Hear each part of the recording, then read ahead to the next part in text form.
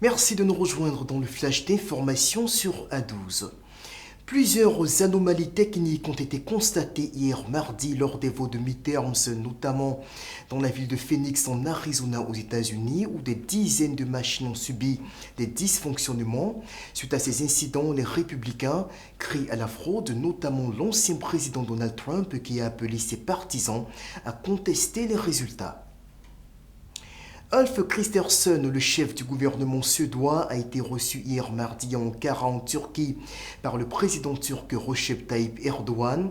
Les deux hommes ont discuté de l'adhésion de la Suède à l'OTAN, une adhésion dont le processus reste bloqué par le veto de la Turquie qui accuse Stockholm de soutenir la rébellion kurde du PKK. La tonne de cacao va passer de 684 399 francs CFA à près de 830 000 francs CFA au Ghana pour la campagne 2022-2023. Accra espère ainsi soulager les agriculteurs dont les revenus restent très limités dans l'exploitation de la filière. Cette augmentation de 21% des prix de la tonne intervient dans un contexte où l'économie ghanéenne est frappée de plein fouet par une récession sans précédent. Quelles sont les mesures concrètes à prendre pour mobiliser l'enveloppe de 100 milliards de dollars promise par les pays industrialisés pour soutenir les pays de l'hémisphère sud contre le réchauffement climatique?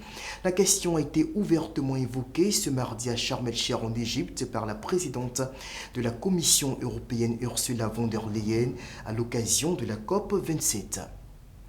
Dans moins de 2 semaines démarre le mondial 2022 au Qatar. Les Lions indomptables du Cameroun veulent rester optimistes malgré un bilan approximatif de leur préparation pour le tournoi. Fin de cette édition du Flash, rendez-vous dans quelques heures pour le journal télévisé.